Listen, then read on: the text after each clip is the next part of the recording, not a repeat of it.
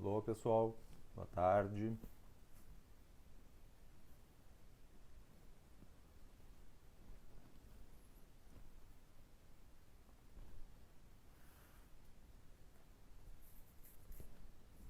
Grande Campani, sempre do meu lado nessas horas. Dr. Clayton Topper, grande amigo. Celina André Boas, grande parceiro. Lu, tudo jóia? Tá escutando bem aí, Campani? E tá escutando o choro das crianças ao fundo ou não? Fabinho, meu querido. Ó, a Ju está entrando, a nossa grande convidada. Vamos ver, esperar o envio. Campani, tu tá ouvindo o choro de criança no fundo? Tu que é meu assessor.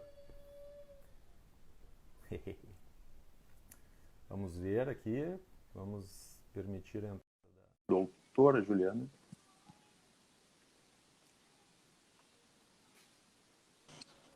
Olá! Grande. Tudo bem, Ju?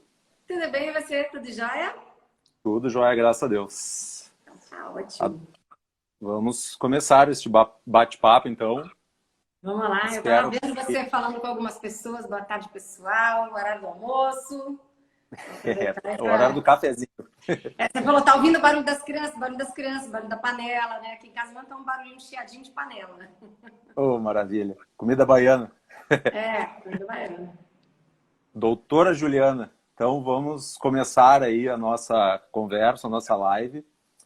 A doutora Juliana Albano Caldas de Miranda. Já nasceu com uma OAB, né? Na maternidade já lhe deram uma OAB, eu acho, com esse nome.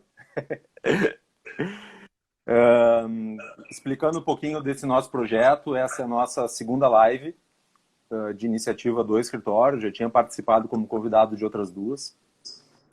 E a gente entendeu que essa iniciativa vem para preencher aquele espaço vazio que nós deixamos. E no ano passado nós fizemos 5 encontros presenciais com palestrantes, com compartilhamento de conhecimento lá na Arena da YouMove. A Ju, inclusive, participou de 2 desses eventos, em 2 passagens dela por Porto Alegre. E agora, com esse distanciamento social, a gente encontrou na live uma forma de promover o mesmo tipo de compartilhamento de conhecimento com o nosso ecossistema, né? Todo mundo sabe do nosso posicionamento de tentar fazer crescer o bolo para que a nossa fatia no bolo também aumente. Então, um ecossistema forte representa mais oportunidades, não só para o escritório, mas para todo mundo que trabalha junto conosco, nossos clientes, nossos parceiros. E essa foi a ideia, então, de fazer essa live e convidar a Ju. No primeiro evento que nós tivemos semana passada, nós convidamos o Felipe Beck, que também já palestrou naqueles nossos eventos do ano passado. E conversando com a Ju, a gente teve a ideia de chamar ela porque ela fez uma postagem esses tempos falando sobre como colocar o jurídico no centro dos negócios, como tornar os jurídicos mais ágeis e não aquela coisa chata, tradicional, pesada, burocrática que a gente foi criado, a faculdade inteira aprendendo só aquele passo a passo, feijão com arroz, e nunca teve uma aula de gestão, nunca teve uma aula de finanças, nunca teve uma aula de relacionamento interpessoal, né? A gente só aprendeu a decorar códigos, fazia provas decoradas, muitas vezes coladas, passava, ganhou um diploma e ia para a vida, para tentar aprender na vida, não só a advogar ou eventualmente alguém que faz concurso, a cumprir o seu ofício, mas também essas questões sendo autodidata, né? Aprendendo a lidar com pessoas, finanças.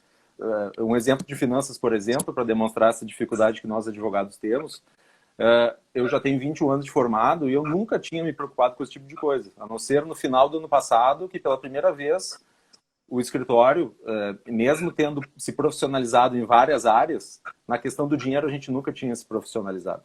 E a gente está cuidando do nosso dinheiro agora um pouco mais e trouxe resultados bons esse tipo de iniciativa, porque agora, nesse período aí de quarentena, em que o mundo inteiro vai ser abalado economicamente, a gente não tinha pretensão também de não ser atingido. Enfim, daí a Ju comentou isso numa postagem das redes sociais dela.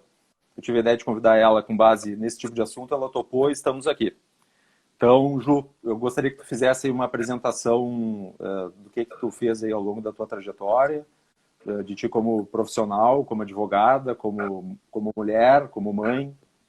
Sinta-se à vontade. Muito obrigado por aceitar o convite. Imagina, Henrique, super obrigada. Fico muito feliz de participar de iniciativas como essas, e principalmente quando os escritórios como o seu tomam essa iniciativa de disrupção, de fazer diferente, de fazer de outras formas, né? Então, parabéns por toda a iniciativa. Eu sou entusiasta aí de tudo que você vem fazendo, acho que já há mais de um ano, e de como vocês realmente têm despontado aí em todas as iniciativas e tudo que a gente vem trabalhando. Vou fazer uma apresentação rápida. Quem quiser saber um pouco mais, vai lá no meu Instagram também depois, @jualbanocaldas. Mas eu sou mãe de 4 filhos, sou baiana de coração, eu sou nascida em São Paulo, mas a Bahia foi o lugar desde 2003 que eu escolhi. Logo depois que eu me formei, eu vim para a Bahia, foi o lugar que eu escolhi e é o lugar do meu coração, assim, é minha tara, da onde eu tiro minhas forças. Como eu sou mãe de 4 meninos, Rafael, Lucas, Otávio e Vinícius, o mais velho com 21, o mais novo com 10. E nessa pandemia é bastante desafiador. O Rafa já é um rapazinho, já saiu, tá morando sozinho, mas os outros 3 meninos estão aqui comigo.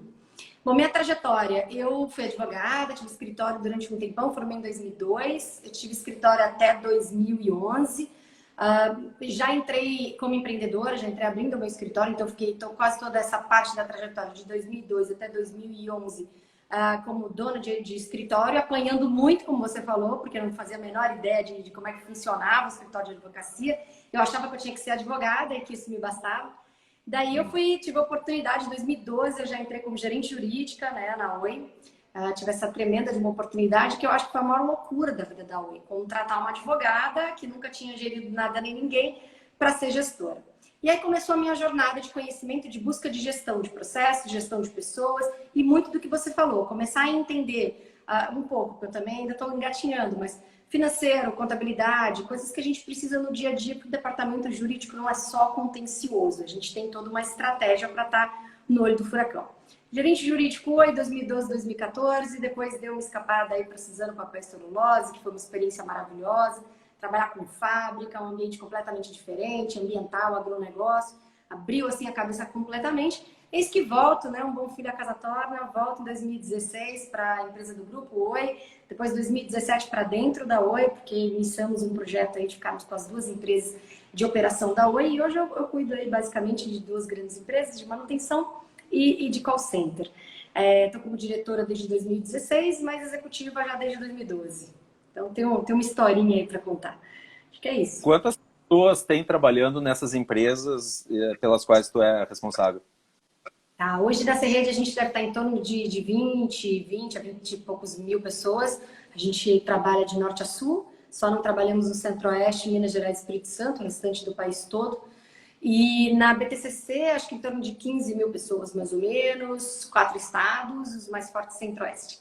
A gente pega Goiás, Mato Grosso do Sul, Paraná e um pedacinho do Rio de Janeiro.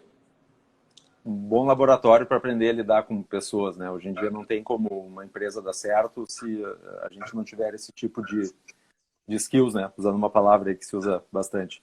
Tu também tem uma carreira aí de mentora, a gente vê as tuas postagens nas redes sociais falando sobre muita coisa de gestão, né?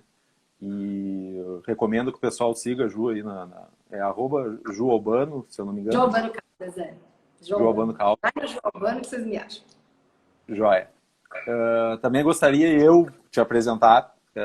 A gente teve algumas experiências bastante legais para compartilhar e intensas também, porque como a gente é advogado da empresa que tem um contencioso de massa bastante desafiador, a gente passou por poucas e boas e considero que a gente é vencedor, né? Não só nós do escritório, mas também a empresa, partindo dessas iniciativas do jurídico interno, e a gente tem que andar juntos, somos todos do mesmo time, que pese os endereços sejam diferentes, mas eu acho que um precisa do outro, cada um tem o seu conhecimento, a sua habilidade, um fazendo gestão, o outro sendo a linha de frente do contencioso, mas também ajudando o jurídico interno a entregar suas metas para as outras direções da empresa.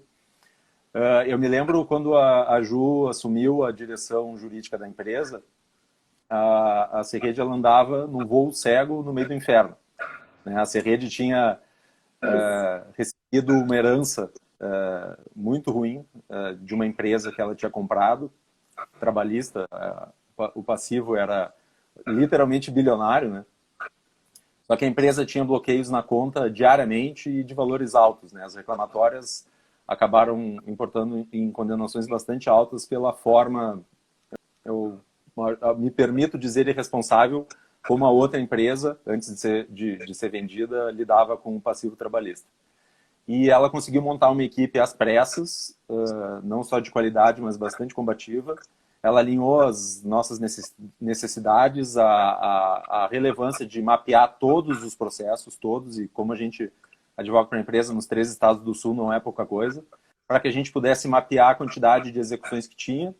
Logo em seguida já vieram os planos especiais de pagamentos trabalhistas, os PEPs, para os advogados trabalhistas que já são mais familiarizados, e a gente acompanhou a Ju nas negociações com as presidentes dos 3 tribunais do Sul.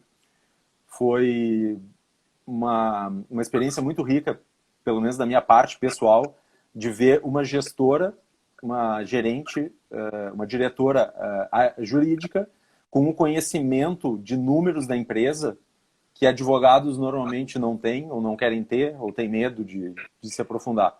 E ela tinha todos os números na ponta da língua e conseguiu, com isso, demonstrar que a empresa estava numa situação difícil. O judiciário compreendeu isso e nos ajudou deferindo os PEPs nos 3 estados. Né? E depois disso, eu sempre gosto de comentar esse tipo de experiência. Eu tive a iniciativa de pedir um feedback para a Ju de como a gente estava trabalhando. Obviamente que eu pedi esse feedback acreditando que ela ia dizer que a gente era o melhor escritório do Brasil, quiçá do mundo. Né? E a resposta não foi muito bem assim. Ela foi um feedback muito claro, muito transparente, muito direto, sem rodeios, como tem que ser uma relação de cliente e fornecedor. E ela disse basicamente que a gente entregava o que todos os outros entregavam, nada demais. Aquilo para um prestador de serviço, especialmente para um advogado que muitas vezes acha que o seu trabalho é super bem feito e não se distancia suficientemente do olho do furacão para entender que ou não é perfeito, ou ele pode melhorar bastante, foi bem difícil de aguentar aquilo, mas junto com outros acontecimentos que aconteceram naquela época, como por exemplo a reforma trabalhista, que diminuiu a quantidade de ações e consequentemente o nosso faturamento já vinha diminuindo, a gente entendeu que a gente deveria baixar a cabeça no exercício daquela palavrinha na moda lá de resiliência, entender qual era as demandas que a empresa precisava, trabalhar e entregar. A partir dali, foi um divisor de águas na história do nosso escritório, porque a gente entendeu que não bastava mais ser simplesmente advogado. Aquela rotina de chegar no escritório, abrir o e-mail, responder os e-mails, ler sentença, recorrer, fazer defesa, fazer audiência, fechar o computador no fim do dia e ir para casa já não bastava mais. Então a gente começou a, em conjunto com o Departamento Jurídico Interno, construir algumas outras alternativas que fizessem com que a empresa sobrevivesse até hoje, e a gente está conversando aqui muito em razão disso. Então, essa foi uma experiência enriquecedora da nossa parte, né? A gente tem que aprender a lidar com essas dificuldades, ouvir um feedback duro não é para qualquer um, né? Ainda mais podendo reagir. E um dos movimentos que a gente fez a partir daquela virada foi convidar os advogados que trabalham conosco a serem sócios. Só que, ao contrário de mim, que tenho 44 anos, os outros advogados têm 30 e poucos anos para menos, né? Nunca tiveram experiência de terem um escritório e muito menos serem donos de um negócio. O escritório de advocacia nada mais é do que um negócio. E ser dono de negócio tem inúmeras dificuldades, e a gente entendeu que a gente precisava preparar melhor os advogados, os mais novos, mas mesmo a gente, por exemplo, nunca teve a cultura lá no escritório de feedback. A comunicação lá no escritório sempre foi um dos grandes problemas historicamente. E a gente convidou a Ju para nos prestar um treinamento no final do ano passado. A gente trouxe todos os advogados para Porto Alegre e ela fez uma academia de liderança com a gente, não só nos demonstrando a importância de estratégias como feedback e comunicação, mas também foi muito mão na massa, né? A gente fez várias dinâmicas durante 2 dias, e foi legal que algumas pessoas do departamento jurídico também participaram, né? Então, foi uma experiência muito, muito legal, né? E não só a experiência legal, né? Experiências boas são aquelas que nos transformam. Muita gente saiu de lá super entusiasmada, já foi pesquisar mais sobre feedback, já começou a implementar nas suas equipes. Então, esse foi um outro evento que eu gostaria de mostrar para todo mundo aí, o tipo de profissional que a Ju é, que não é só uma diretora, não é só uma advogada, ela é uma gestora, e advogados, no meu humilde entendimento, se não forem gestores nos mais variados níveis daqui para frente, não vão sobreviver, né? Se fala muito em substituição dos advogados pelas máquinas, mas os advogados que tiverem essas habilidades jamais serão substituídos. Então, enfim, basicamente, eu achei importante contextualizar quem é a Juliana, para que vocês compreendam que ela tem conhecimento do que ela vai expor para nós aqui ao longo do nosso bate-papo. Só me diz uma coisa, Ju, como é que tem sido o trabalho aí de vocês nessa época de distanciamento social? Como é que tu está fazendo a gestão das equipes? Bom, vamos lá. Hoje eu tenho 3 gerentes, né? Tenho uma responsável pelo Sul, uma Rio de Janeiro de Controles e uma Norte e Nordeste. Eu faço um encontro semanal com elas e com os advogados. A gente faz um encontrão grande com todo mundo, onde a gente tem a oportunidade não só de falar das nossas metas, onde elas estão, de desmistificar um pouco, porque esse trabalho de gestão, e aí não é só gestão de pessoas, gestão o departamento tem uma gestão, a gente tem metas próprias, a gente tem objetivos, projetos. Então, desmistificar um pouco isso também para a equipe, para eles entenderem. Então, a gente tem aberto os DNAs das nossas metas, para eles entenderem exatamente quais são, o que são e por que essas metas, o porquê da escolha dessas metas. E o mais importante que é a conscientização onde o seu trabalho impacta no atingimento dessas metas. Porque, às vezes, elas ficam... Quando a gente fala, por exemplo, em provisão, e que as pessoas acham que provisão é coisa de outro planeta, que é ter, mas aonde que eu impacto na provisão? A todo momento você impacta na provisão, né? A provisão de uma empresa, o DRE de uma empresa é totalmente impactada a partir do momento que entra uma reclamação trabalhista e que você tem que fazer a classificação de risco. E, sobretudo, no nosso caso, a nossa forma de provisão, a nossa metodologia de provisão, ela impacta na veia.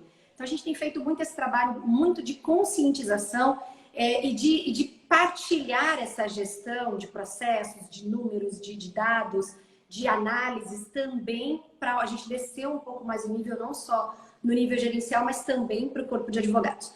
Tem uma outra preocupação que a gente tem, isso eternamente, a gente tem um grupão grande aí com todos os prepostos, com todos os colaboradores, eles ultrapassam 100 hoje, porque a gente atende de norte a sul, então quando a gente coloca os prepostos, acho que está em torno de 140 pessoas. Então, a gente tem um grupão onde a gente troca mensagens e principalmente saber como é que as pessoas estão, como é que elas estão neste momento. É um momento em que tem dias bons e dias ruins. Acho que todo mundo que eu tenho falado tem partilhado isso, as dificuldades. A gente está num home office que tem uma flexibilidade maravilhosa, que tem uma possibilidade de produtividade, mas que é um home office forçado, né? Então, a gente está aqui com essa grande possibilidade, trabalhando com talvez um desejo que muita gente quis durante muito tempo, mas com as crianças em casa, sem as nossas secretárias, sem as pessoas que nos atendem, que nos assistem. Então, principalmente aqui quem é pai, mãe, quem tem uma casa e tem que cuidar, então você tem que fazer o seu trabalho, fazer as suas entregas com qualidade, mas também tem toda essa cadeia que você tem que olhar. E isso mexe muito com o emocional da gente, com o emocional das pessoas, então a gente tem tido muito esse cuidado.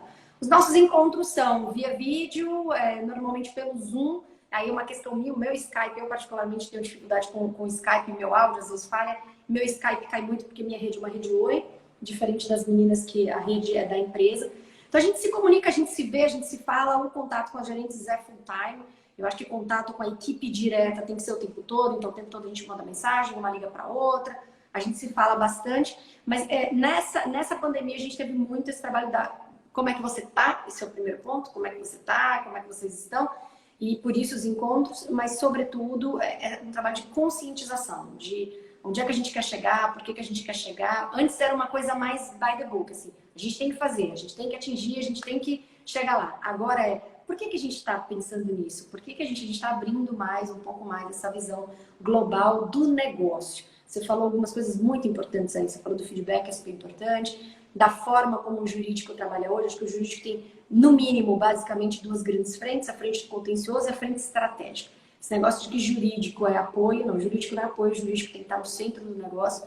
E para isso a gente precisa entender de negócio. Não dá para a gente estar no centro de negócio querendo ser só advogado. E o trabalho é esse, é da gente fazer essa abertura para todos os advogados, para que todo mundo enxergue, entenda e que amanhã ou depois consiga também seguir para esse caminho. O trabalho contencioso, amanhã ou depois, talvez a gente tenha aí robotização ou parcialmente robotização. Mas o que é estratégia, o que é criatividade, o que é intelectual, o que é relacionamento, isso não tem como superar. A máquina nenhuma supera essa capacidade humana, né? Concordo. Deixa eu já entrando no assunto da nossa live, que são jurídicos ágeis, sem gravata e no centro dos negócios. O que tu tem feito aí no jurídico da empresa? O que tu tem acompanhado nas grandes empresas?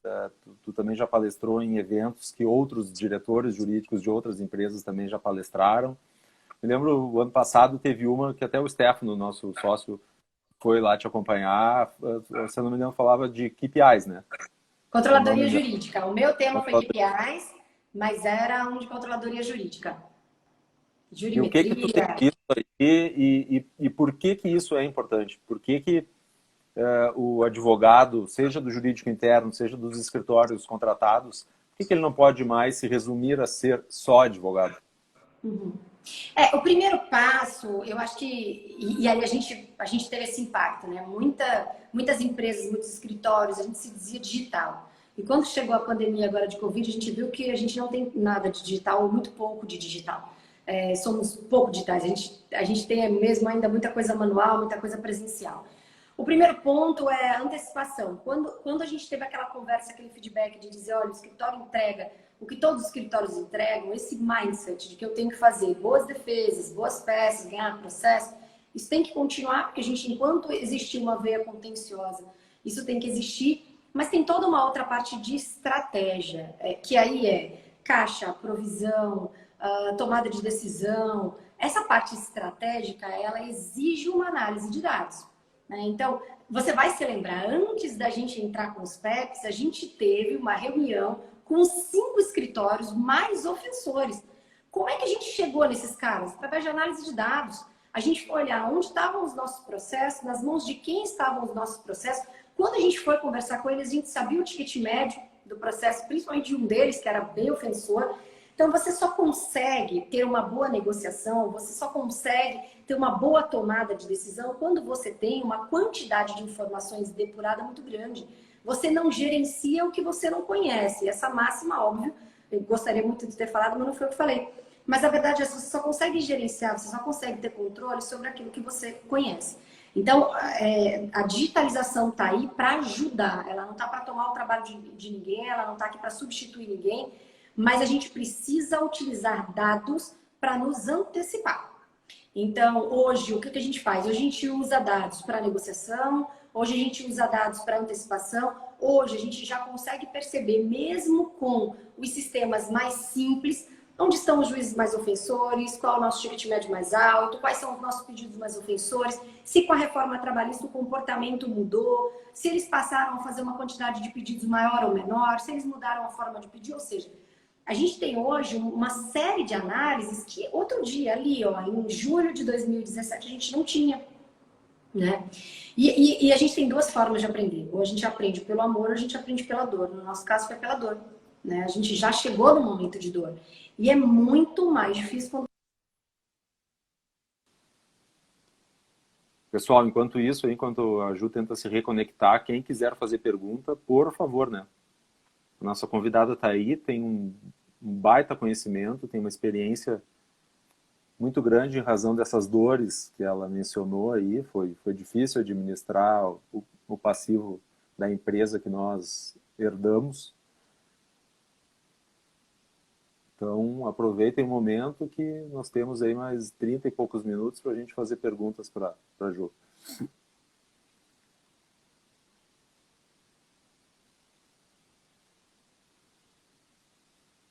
Saúl Maciel entrando, olha aí. Grande Jefferson, nosso guerreiro. Sandro Tizotti, meu grande amigo. Carol Vaz. Tudo bem com a senhora aí?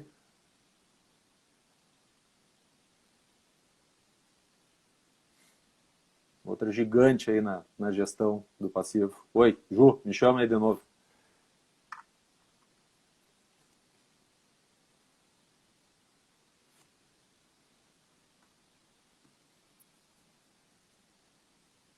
Carol mandando a mãozinha ali, ó. Não tá indo, Ju. Vai escrevendo aí o que tu tem para falar. Vamos ver aqui.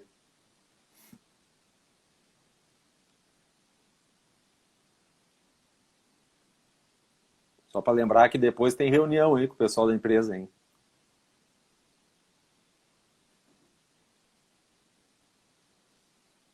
Horácio Lucena, meu grande amigo, companheiro. 3 números mais velho como advogado do que eu.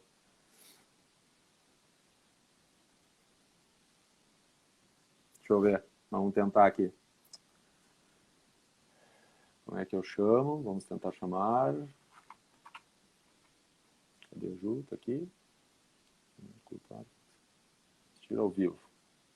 Foi, Ju. Tentei. Voltei! Desculpa. Oi. Foi a minha internet aqui. É que eu tô numa parte de Salvador que é muito antiga, então, enfim, acontece. Vamos lá. Joia, vamos lá.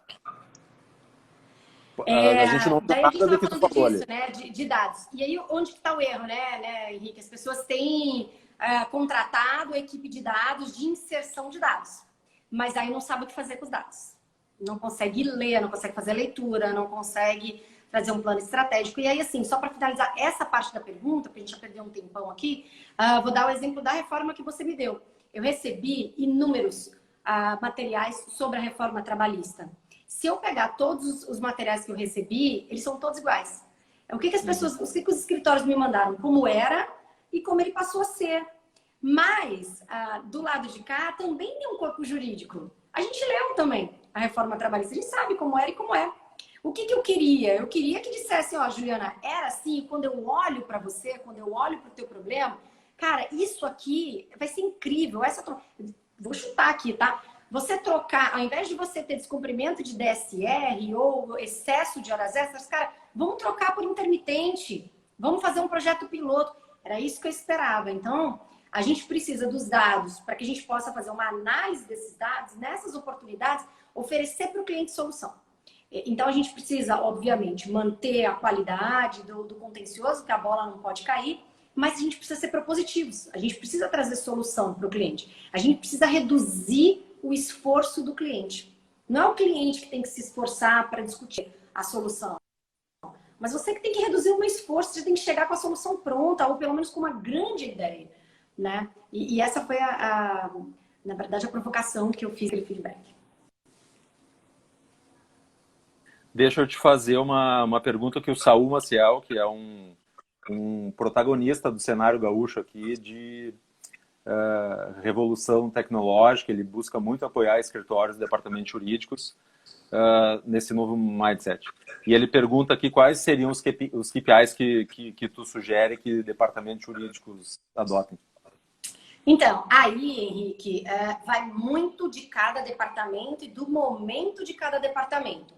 2 pontos que eu acho que todo departamento deve ter, não sei se como KPI ou pelo menos acompanhamento de rotina, tá? Tem uma diferença aí do que é KPI e meta e do que é acompanhamento de rotina. Minimamente, provisão, né? Todo departamento jurídico que preza pela sustentabilidade da sua empresa, do negócio, precisa olhar para a provisão. Então, impacto na DRE, impacto no caixa sempre.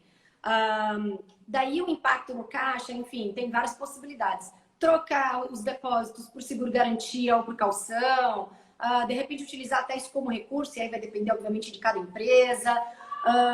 Êxito, para mim, é um ponto importante. Você precisa saber, e aí êxito 1º grau e 2º grau, quanto que você ganha, quanto que você perde, onde que você está ganhando e perdendo, e o impacto financeiro disso, né? Que você sempre, que os seus KPIs estejam sempre ou quase sempre colacionados ali com as questões financeiras da empresa. Que eles não sejam KPIs. Por exemplo, a gente tem um KPI que é entrada trabalhista. Daí, quando eu recebi esse primeiro KPI, isso em 2012, a minha reação foi assim, tá, o que você quer, chefe, que eu faço? Que eu fique na porta da justiça impedindo que a pessoa entre com a reclamação trabalhista? E ele falou assim para mim, não, eu espero minimamente que você estratifique todos os pedidos da inicial e que você me ensine a ser uma empresa melhor. Porque quanto melhor a empresa for, menos as pessoas têm condição de reclamar. E aquilo foi um tremendo... E ele falou, Juliana, tá tudo bem, você tá revoltadinha aí, não tá conseguindo fazer, não tem problema. Se você não fizer, tem quem faça, né? Então, assim, depende muito de cada empresa. Acho que cada empresa tem um momento, cada empresa tem, principalmente agora, no momento da pandemia, pode ser, por exemplo, um KPI de negociação de redução de 25% dos contratos com os fornecedores, 20%, não sei. Tem milhões de possibilidades aí. Renegociação dos contratos com os bancos, não sei. Alguma revisão fiscal. Cada empresa vai passar pelo seu momento. Mas, basicamente, ou minimamente, 2 tem que entrar aí. Provisão e desembolso de caixa. Por que desembolso de caixa, Henrique? Muitas vezes, eu vou dar um exemplo bem simples, tá? Tem milhões de impactos no caixa, mas um que é bem clássico, tá?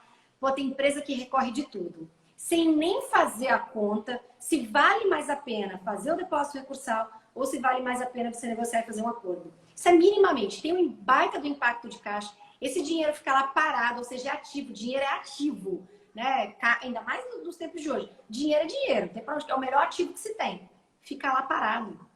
Ao invés de você estar usando para outras estratégias, para você estar utilizando em treinamento com as pessoas, ou enfim, uma série de coisas. Então, olhar para o caixa e olhar para a provisão minimamente aí. A gente trabalha, vou dar como exemplo, entrada de processo trabalhista, a gente já trabalhou com encerramento de processos com 0 de pagamento, encerramento de processo sem desembolso. A gente trabalha com êxito muito forte, a gente trabalha com pacote de despesas, e aí entra despesa, pagamento de escritório de advocacia, consultoria, perícia médica, tudo mais, enfim. Estou dando exemplo dos KPIs que a gente trabalha, mas minimamente esses 2 aí, eu acho que é o mínimo que a gente pode fazer pela saúde financeira das nossas empresas. Né? E também não adianta ter os KPIs se toda a cadeia não acompanha isso, né? Não só as pessoas da tua equipe, mas também os escritórios. A gente não é da empresa, mas a gente presta serviço para a empresa. A gente tem que ajudar a empresa a atingir seus objetivos, seja reduzir passivo, seja ganhar ações, seja ganhar litigância de má-fé das testemunhas contumazes, dos advogados maiores ofensores. Então, isso é muito importante que essa cadeia da informação toda chegue de ponta a ponta, da direção que define até o escritório que está na linha de frente. E todo mundo se converse fazendo esse tipo de pergunta que tu fez na época, como é que eu vou impedir novas entradas, né? Daí vem alguém e nos dá uma luz de como ajudar isso a fazer. Ganhando mais processo, sendo mais combativo, tentando arranjar testemunha que trabalhou junto com o empregado, né? Então, quanto mais empresa tiver, menos os advogados entram com a ação. E às vezes é um negócio assim, no Sul a gente tinha muito, assim, um dos estados do Sul, a gente perdia uma multa que estava no ACT.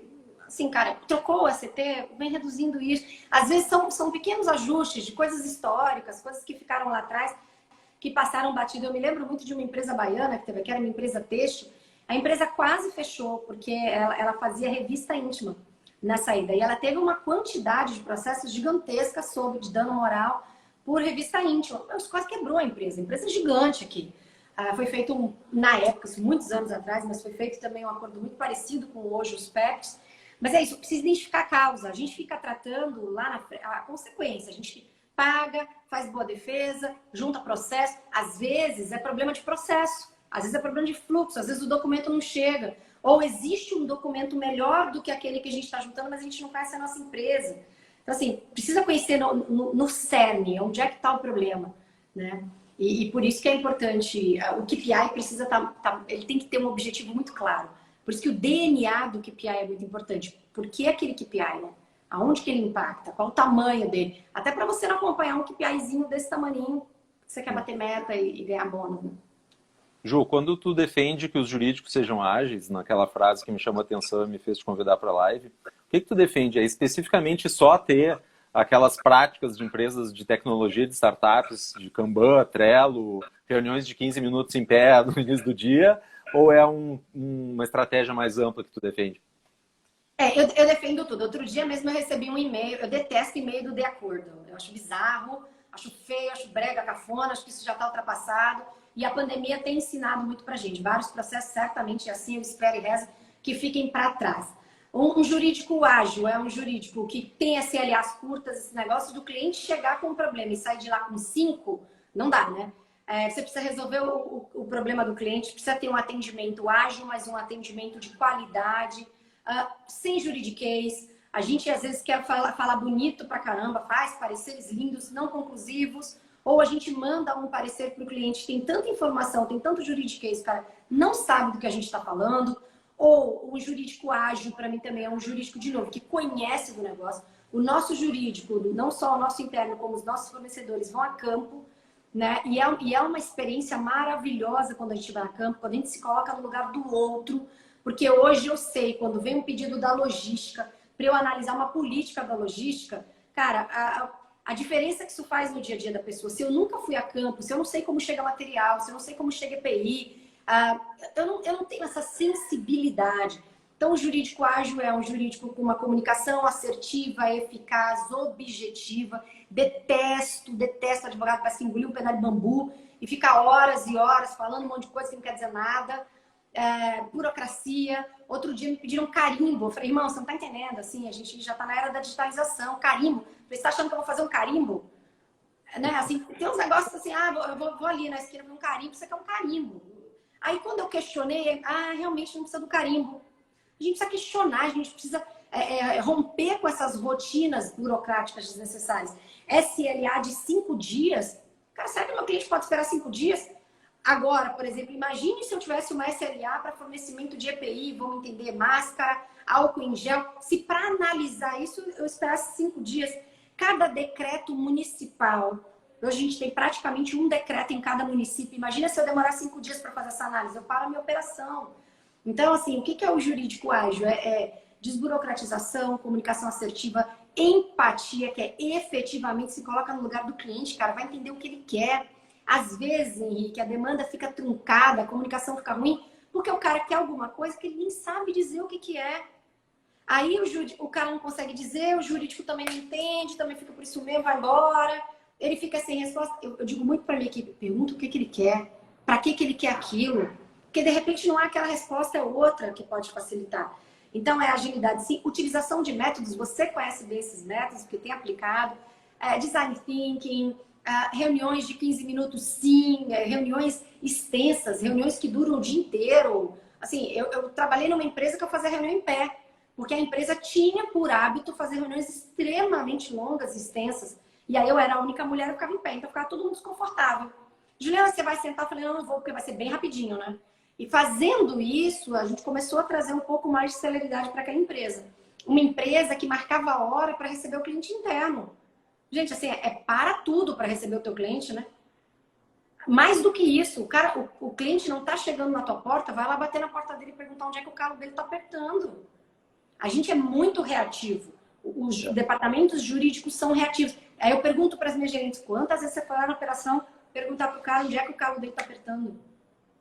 Se você não tem o que fazer, vai lá bater na porta do cara. Se seus procedimentos, se os seus processos estão redondos, maravilha. Vai lá perguntar. Que eu recebi esse feedback numa saída que eu tive, a primeira saída da Oi. No meu último dia, o cara me deu esse feedback. Juliana, você nunca foi na operação. Na época eu não era operação. Na época eu era o contencioso normal da Oi. Eu não estava ligada. O cara falou, Juliana, você nunca foi na operação me perguntar o que eu queria, o que eu estava precisando. Puta, eu saí de lá arrasada. Achando que tinha feito um puta de um trabalho, que estava saindo para uma outra empresa numa mega promoção. Tomei um chute desse no peito. Falei, caceta, eu nunca fui lá perguntar. Então, é essa agilidade. Pessoas mais ágeis, pareceres conclusivos. Eu detesto e parecer de recurso, então. Que nem fala e não fala. Então, assim, por coisas mais sumárias, por coisas mais coloridinhas, vamos colorir as coisas, colocar gráficos, vamos interpretar esses dados, colocar dado. Deixar de falar por falar. A gente tomou um tombo outro dia no Rio de Janeiro, porque o presidente pediu pra gente, olha que loucura. Veja se qualquer advogado falaria isso. O presidente pediu pra gente rever uma decisão transitada em julgado, um acordo, perdão, transitado em julgado. Eu fui a primeira a dizer, cara, desculpa, isso é impossível. Não tem como fazer isso. Aí convenci minha equipe de que era impossível fazer. E o cara super resiliente, super resistente, falou, cara, mas eu quero tentar. Marcamos com o Ministério Público. Juro por Deus, em 10 minutos de conversa a gente reverteu. Daí eu pedi desculpa, né? Falei, cara, desculpa. E foi primeiro a dizer para você que não dava, e convenci minha equipe para te convencer de que não dava. Em 10 minutos de conversa o cara fez. Então, assim, é lidar um pouco com os obstáculos, com os nãos, a gente quebrar um pouco esses nãos e principalmente transformar o impossível em diversas partes possíveis. Às vezes parece impossível, mas se você for quebrando em partes possíveis, eu acho que você tem grandes chances aí de... Eu trago até o exemplo de um escritório como o nosso, que é terceirizado e está na linha de frente.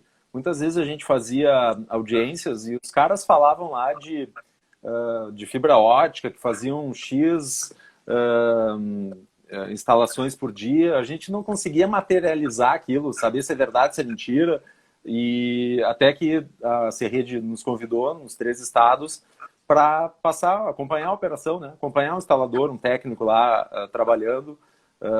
Teve até treinamento real de como fazer. Instala, né? Então, ali a gente se apropriou do negócio do cliente e tirou a bunda da cadeira, foi para a rua, aprendeu.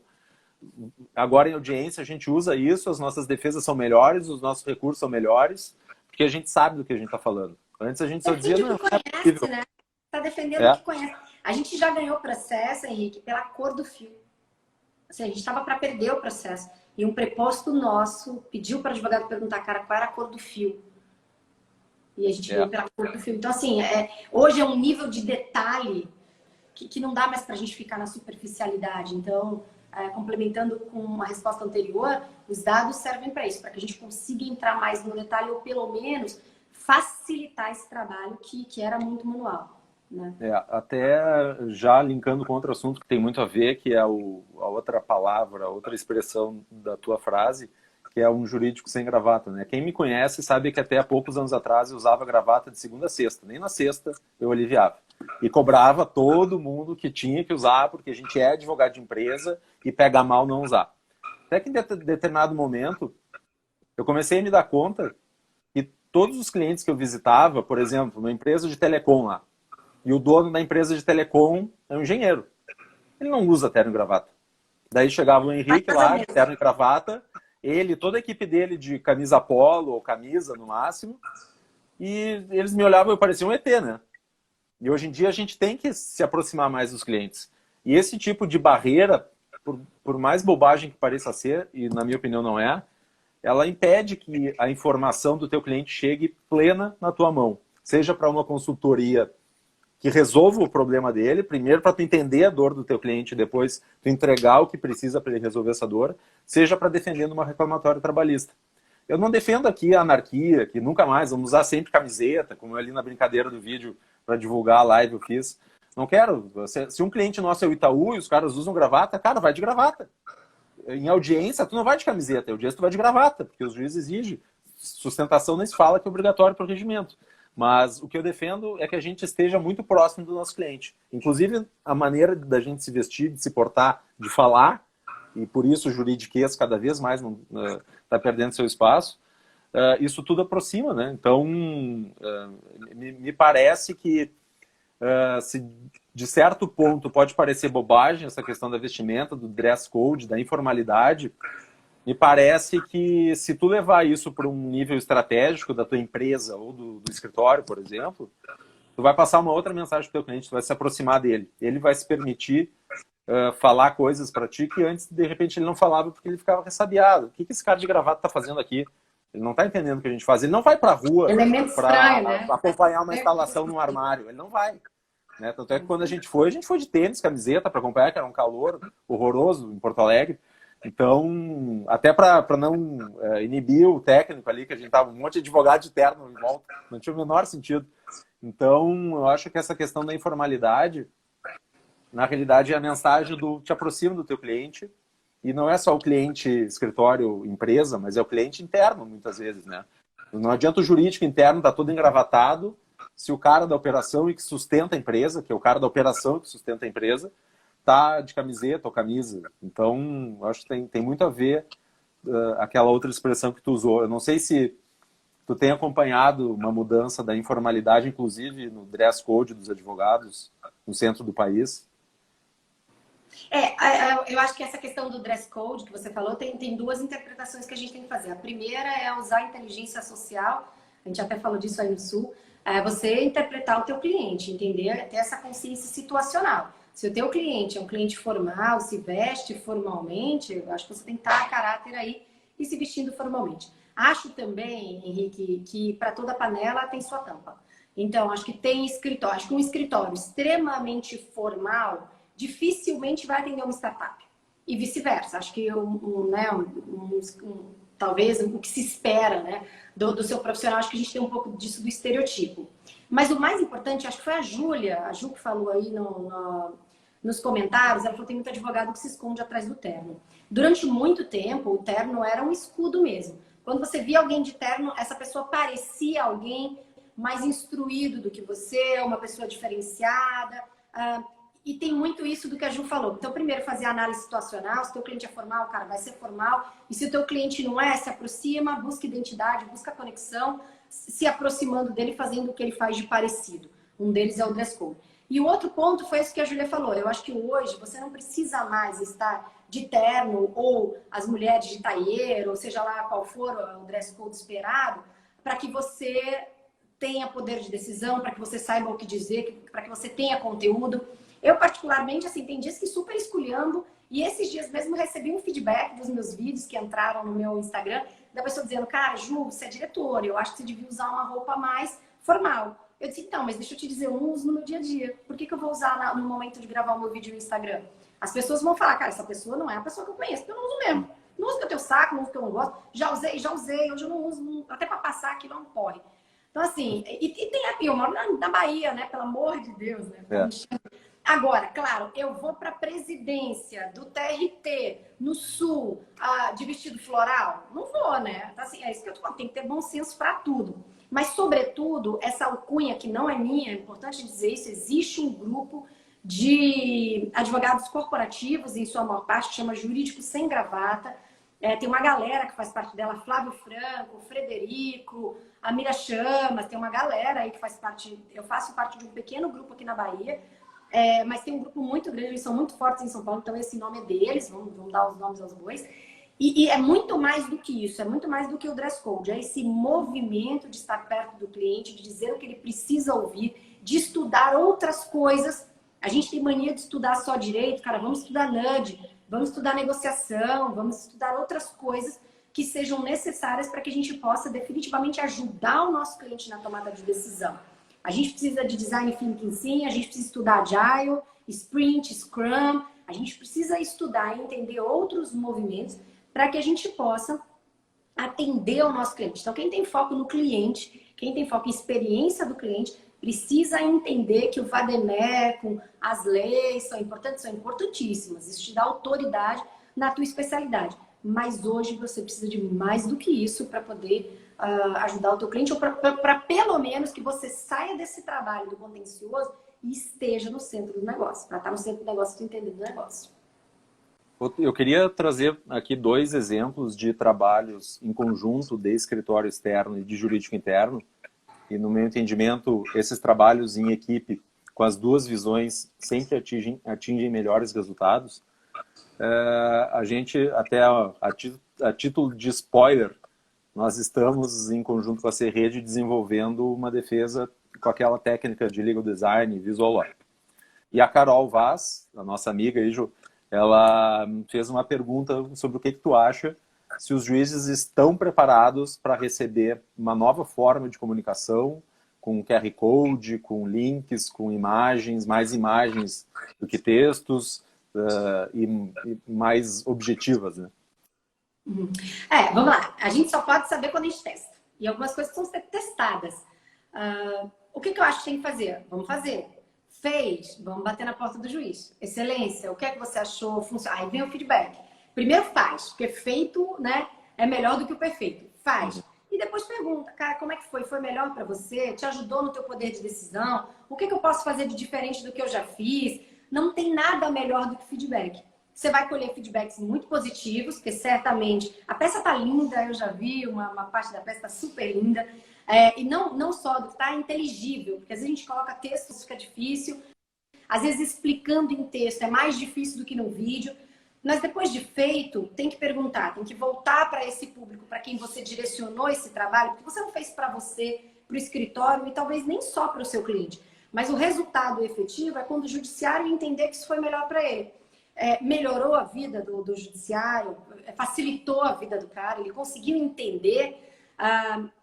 É fundamental esse feedback. Volto a dizer, é disruptivo. Alguns vão dizer, assim como não se adaptavam ao processo eletrônico. Eu lembro de vários juízes que falaram, vou me aposentar, esse negócio tá para mim, isso não vai dar certo. A gente lidou com as instabilidades do sistema até que normalizou. Hoje, todos os novos processos são eletrônicos, ou pelo menos a maior parte dos processos aí. É a mesma coisa. A gente vai fazer, a resposta vai ser positiva de uns, negativa de outros. A gente vai fazer ajustes, porque nada é pronto e fica pronto. O legal disso é a gente poder mesmo fazer os ajustes de rota, o que a gente pode fazer. Mas tem que fazer, porque o mundo está caminhando para isso. E a gente precisa caminhar junto com o mundo. A gente está naquela parte da corda bamba, o que passou, passou, não dá para a gente voltar. A gente só sabe que é daqui para frente, não tem como voltar atrás. Então tem que fazer, acho que a gente tem que acompanhar a tendência. E lembrando que a gente tem muitos juízes já decanos, mas a gente tem muito juiz novo, a gente tem muito juiz que trabalha em rede social, que faz live, que navega nos ambientes de rede, pessoas que leem QR Code, que usam o cartão por aproximação. A gente tem juízes assim também. E por que não transformar isso no trabalho deles, para facilitar o trabalho deles? Então... Você sabe que foi bem legal o projeto, porque tanto o jurídico interno quanto as pessoas do escritório que se reuniram já várias vezes para preparar a peça, sempre tiveram a consciência que a persona com quem a gente está se comunicando é o juiz. E não é só um projeto para fazer... Contrata um designer, que a gente contratou, para fazer uma peça bonitinha. Não. É para usar o design como escada para um conteúdo melhor. Para chegar no juiz e ele entender realmente aquilo que a gente quer dizer. Que às vezes a escrita não é suficiente, né? O cara não consegue ler aquilo, mas não é suficiente. Às vezes falando é muito mais fácil que escrevendo, né? E é uma equipe multidisciplinar, assim, são várias pessoas com várias visões diferentes de mundo. E a gente escolheu uma vez, quando a gente no escritório pensava em fazer isso, o Ivanik, que é o nosso coordenador lá de Curitiba, ele falou que a esposa dele, que é assessora no Tribunal de Justiça, ela ouve dos juízes e desembargadores que o advogado que faz isso é um designer frustrado. Com esse feedback, a gente se preocupou, bom, vamos fazer o seguinte, não vamos fazer uma peça tão carnavalesca como alguns já fizeram, vamos fazer uma peça mais próxima do Word, talvez, sabe? Que a pessoa veja assim, isso aqui parece um Word, não choca, a pessoa não vai ter resistência. Com mais recursos visuais, né? Então, é muito legal trabalhar em conjunto com o jurídico da empresa quando a gente está alinhado e ouve todas as dificuldades, os desafios para tentar superá-los, né?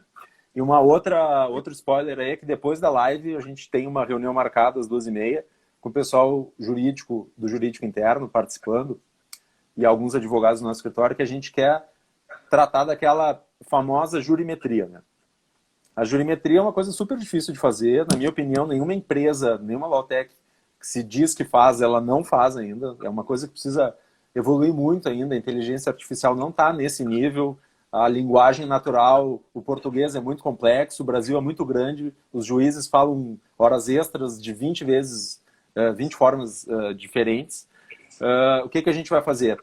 A gente é obrigado a analisar todas as sentenças da empresa para comunicar para ela, para dizer o que aconteceu, para pedir depósito recursal e recorrer. Nessa hora, o advogado, dos nossos outros clientes, a gente conseguia alimentar uma planilha de Excel, transformando essas informações em sim, não, e fundamentalmente buscar a causa raiz daquela condenação. Para, em cima da causa raiz, saber qual é o problema e tentar atacar ele. Pois bem, só que as planilhas são, além de ter várias linhas, tem 200 milhões de colunas. E é super difícil alimentar. É chato, é difícil. E eram 2 advogados que faziam isso para todas as decisões do escritório inteiro. E agora, como a gente dividiu a base, cada advogado tem os seus processos, está pulverizado, a gente, além de ter essa facilidade, a gente pensou em testar, alimentar uma planilha de jurimetria no Google Forms. Porque o Google Forms vai te fazer perguntas e te dar respostas que tu não tem como sair delas. E vai ser muito mais fácil, porque é com cliques, é intuitivo, vai te embretando o advogado para que tu consiga atingir os mesmos resultados de uma maneira mais amigável, né, para o usuário, que é o advogado.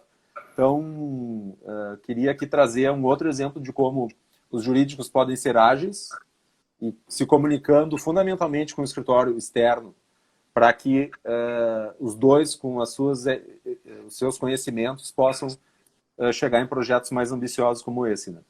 Eu não sei que outro tipo de exemplo que tu pode trazer do jurídico interno trabalhando com coisas mais disruptivas, digamos assim.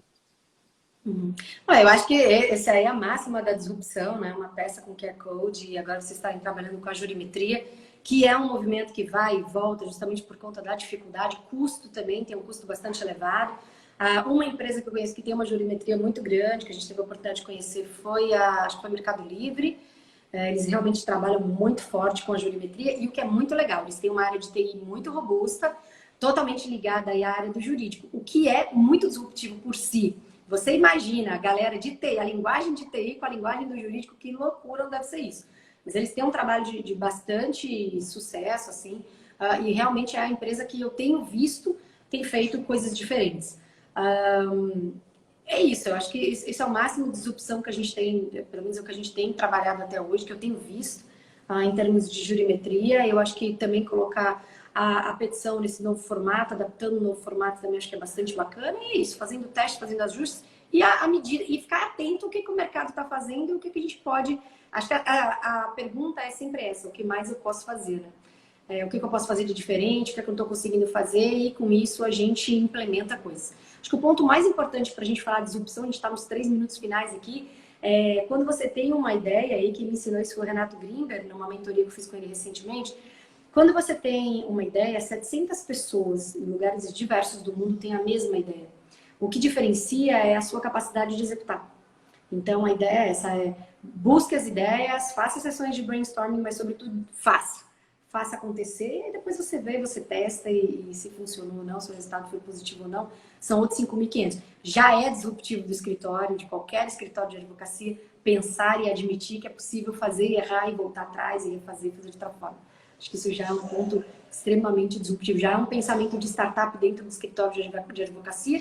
Até pouco tempo era inimaginável, né? Ju, está se encaminhando para o final a nossa live. Temos 2 minutos aí, pouco para tanto conteúdo.